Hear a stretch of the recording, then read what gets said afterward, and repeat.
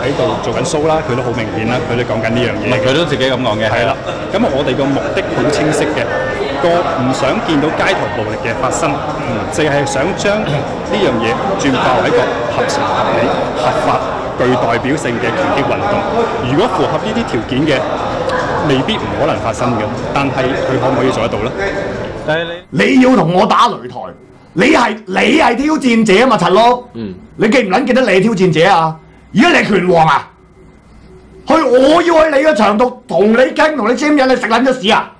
你真係唔撚記得咗大家乜撚嘢身份，乜撚嘢階級差別啊？冚家產，咁撚得閒，你講個時間，我要嚟你度，你食撚咗屎啊？